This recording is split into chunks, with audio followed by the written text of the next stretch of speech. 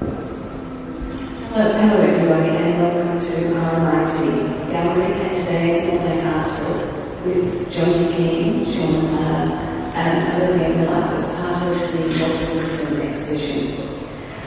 My name is Evelyn Sleeters and I'm the Senior Communications Advisor at RMIT Gallery. RMIT University acknowledges the people of the Wurrung and Wurrung language groups of the Eastern Kulin Nations on whose unceded lands we conduct the business of the university. RMIT University acknowledges their ancestors and elders, past, present and emerging. RMIT also acknowledges traditional custodians and their ancestors of the lands and waters of Australia where we conduct our business. Well, how best to model skills, movement, repetition, labour and dance? In today's talk, artists Jondi Keane, Sean McLeod and Olivia Miller discuss the ways their artistic practice employs modelling to express the inexpressible and to shape the way their art both tests the limit of performances and challenges the definition of citizenship.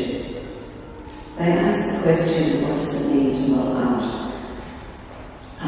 We're going to do today's talk with me handing over now to the exhibition co-curator Sean Redmond, who will MC this event and introduce our three speakers and discuss how today's format will work. Please welcome Sean.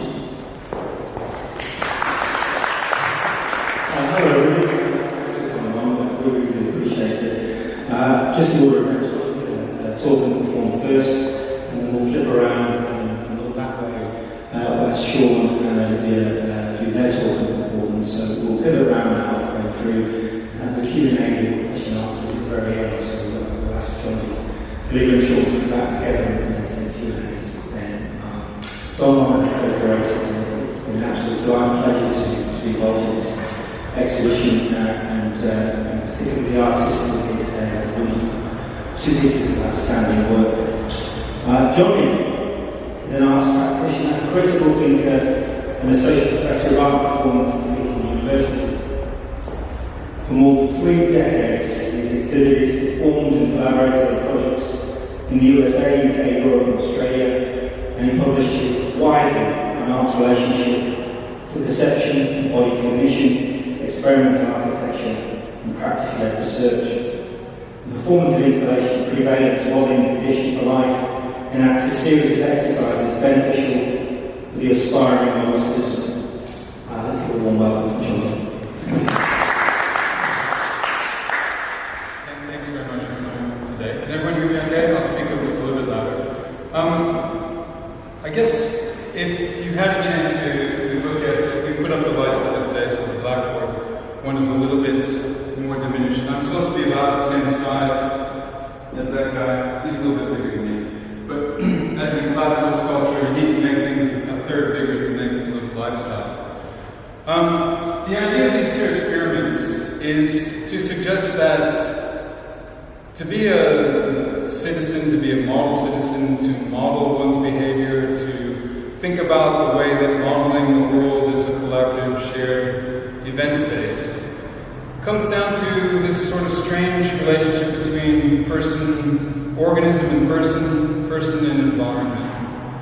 And I'm very much of the belief that we practice this movement between joining and separating from the environment, from our person, from our organism, and that this is a very highly sophisticated attunement system.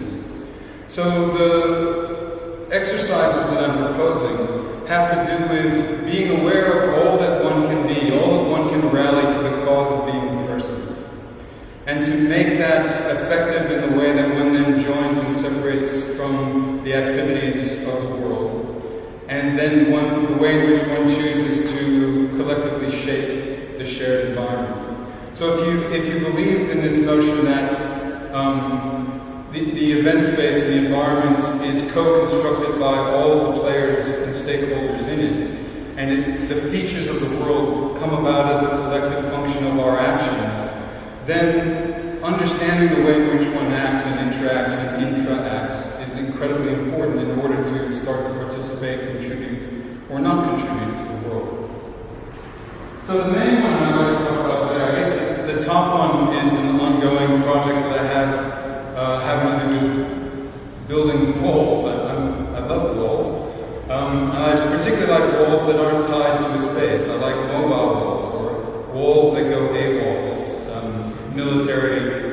that's away without leave. You know, so if you're away without leave, you're not given permission to leave, and yet somehow you do. And I think that walls that are AWOL are quite interesting in this way, because they won't perform their function.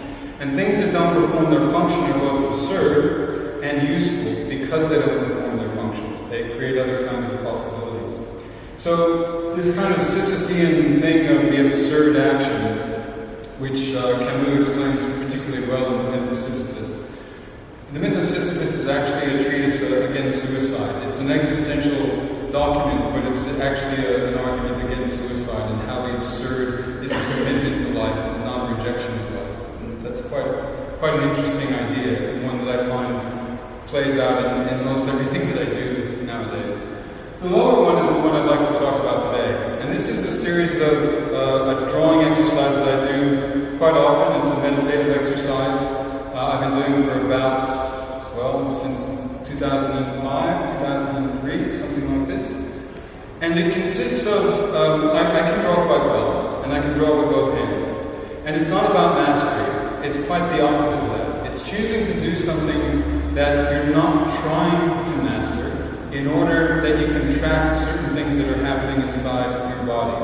And the reason to do it as a drawing is because then it's not only an internal process, one that's called interoceptive, where neurons are trying to decide whether something is happening internally or externally, but it's externalized onto a space in the environment so that it feeds back into the organism. So you set up something outside yourself in order for it to fall back into yourself. So the decision, and I had to it took a while to make a decision of what to draw to do this exercise. To do an exercise of distributing your attention and your awareness across two modes of thought. So initially I thought of drawing something with one hand and writing with the other, or writing backwards and forwards at the same time, or all kinds of different combinations of things. But the thing that actually was the most simple thing that was the hardest to do, which is to draw a circle and a square at the same time. And I found that in setting up how to do this, I started to make different kinds of choices and different exercises. So there's quite a wonderful thought experiment by Wittgenstein, where he says, think it's noon, think it's 12 o'clock, perceive that it's 12 o'clock, feel that it's 12 o'clock, pretend that it's 12 o'clock, imagine that it's 12 o'clock. And all of those different verbs should, you would imagine, they either do nothing because they're not meaningful in the context, or they should slightly shift the way that you feel that suggestion. And I'm interested in the way that it slightly shifts the feeling of the suggestion, that in fact, it's not a method acting exercise, it is an attunement exercise. It's a way in which you use the different processes that are going on inside in relation to the outside, that the verb attunes by making the suggestion to imagine, to perceive, to pretend, to do those kinds of things. So, when I'm doing these drawings, sometimes I do them closed-eyed, and sometimes I do them open-eyed. And they're very different kinds of processes, because when you're doing it open-eyed, you're trying to track peripherally what's happening at the same time. And you're using a feedback of perception and action to do that. When you close your eyes, you do a couple of things. You either remember how to draw a circle and a square, or you project the image of a circle and a square and then you trace it, or you put all of your awareness into the hands and let the hands feel the way that this goes. And each one produces a very different drawing. So these drawings are in no way kind of like, the mastery of drawing a circle and a square. That's a part entry. And you can learn to do that, and I can do that quite easily. It doesn't take long, because that's a coordination thing. Anytime you coordinate and the body entrains itself, when you're doing things the same way or opposite ways or up and down, the body is really good at symmetry and asymmetry. It's incredibly facile at moving across, and dancers are really good at doing something one way and then flipping it and doing it the other way. So these are coordination exercises. I'm talking about distribution exercises.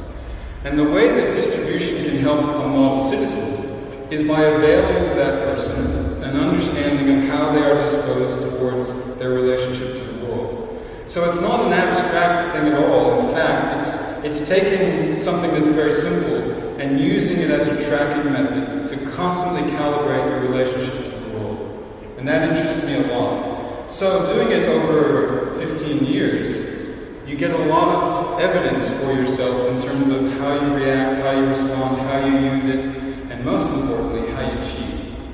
Because that's where it really comes forward. So when you start doing this a lot, you need to set up different starting points for the circle and the square. So, let's pretend it's a clock. So 12 o'clock, 6 o'clock, 3 o'clock. Which way do they go? Do you go the same way or different ways? Do you go different speeds or the same speed? All that kind of thing. And each one adjusts differently the outcome of what you're finding out. Not the success of the drawing, but what you're actually finding out about yourself. And what you find out about yourself is where your dispositions are, where your preferences are, where your orientation is to the world, how your embodied relationship to the physical space. Sometimes you cheat forward so that you can make the drawing more easy on yourself. Sometimes you use your wrist, sometimes you step back, sometimes you make it torso size, sometimes you make it head size. All of these decisions are interesting ways of cheating the thing that you're trying to actually find out about yourself, which is how you do it. And I guess the cheating, like, with Nietzsche, the lie is as informative as the truth, right? The way that you lie about something tells you just as much about a person as the way that they tell the truth about things. So the cheating is actually the most interesting. And for me, it's the one that comes closest to how one would model oneself, or what would be called maybe meta-modeling. So you move between models of action, and you try them out, and you try them on, and you dissipate yourself, and you try and take out this kind of centralized organizing function, and you go to a distributed functioning. So this move between being distributed and being centralized is quite an interesting sort of movement. The artists, Jondi Keane, who were both, one was a poet, one was a painter, and they started doing experimental architecture, and their idea was to build these environments that trigger certain things, so you construct something in the world to have it affect you. Because it's very hard to make a suggestion to yourself. Anyway, I was talking to Jondi one day about his meditative practice, and he said he used to do this thing called splitting, where he would go into a meditative state, and he would try and go to this point of what he called bottomlessness. And he said that after about 10 or 11 splits, it became really hard, and you had to be careful that you could come back together at the end. And I wasn't quite sure what he actually meant, but I take this thing to mean that once one is distributing oneself, there becomes a moment, a threshold, where it's hard to hold oneself together before one dissipates into the environment. And playing with that threshold between people, between things, between the world and materials, between events, how my body's an event as much as it is a set of materials or a set of processes or a set of intentions. This seems to me to be quite an interesting, fascinating point where one can research and track oneself, where the research is actually feeding back and contributing to the way that you would interact with the rest of the world. I'm not sure how much time I have left. There's an audio that goes with this piece, and it's based on Madeline Ginz's book, What the President Would Do and Say. So part of the impetus for this exhibition, the whole project, was the election of Donald Trump. And it made me think immediately of Madeline's book from 1987, just after Reagan was elected. And this idea that the president is a very good example of someone who isn't one person, isn't a single person, but is this kind of giant collection of people.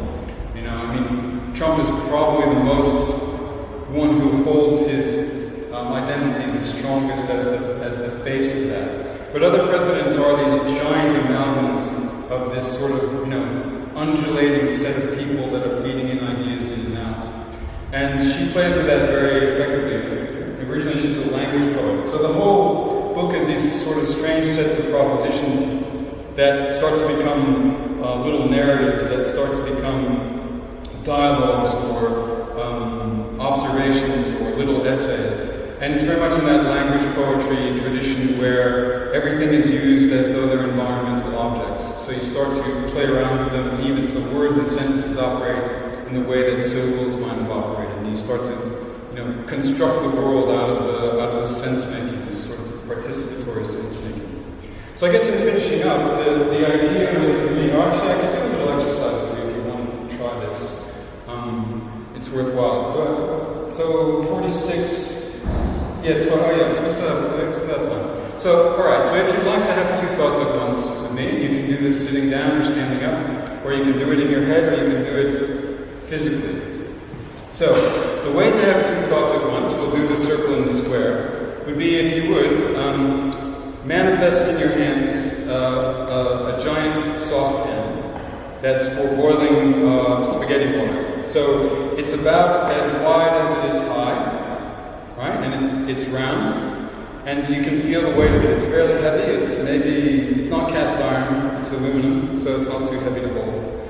Cut off the handles so that it's a nice smooth line, okay? Then let it just lift off your hands and float in the air for a moment. Wow, that's nice, okay? Now with one hand, it could be your left or your right, I'm going to use my left, draw around the rim of the top of the pan.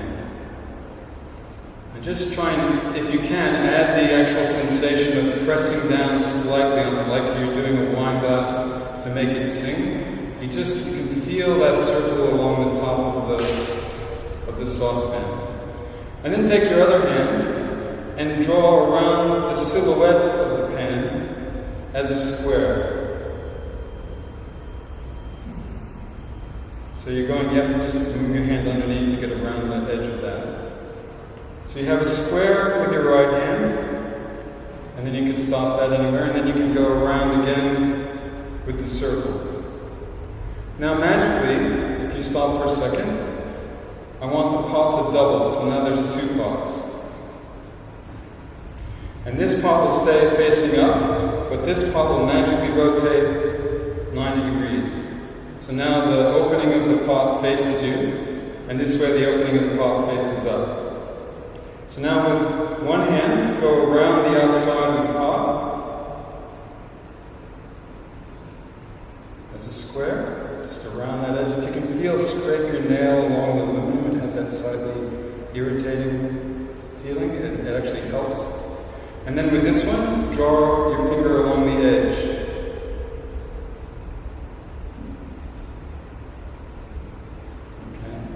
And then come to a point where you're kind of both together in the middle. So this one's going to go in the square, and this one's going to go in the circle. Now, very slowly, and keep them both in your head at the same time. And I'm going to close my eyes because that's easier for me. I'm going to start either direction, go around the square and the circle at the same time. Very slowly if you can.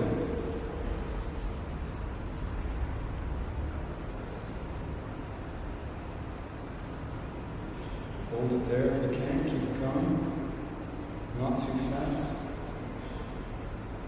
I'm at the third corner, coming up.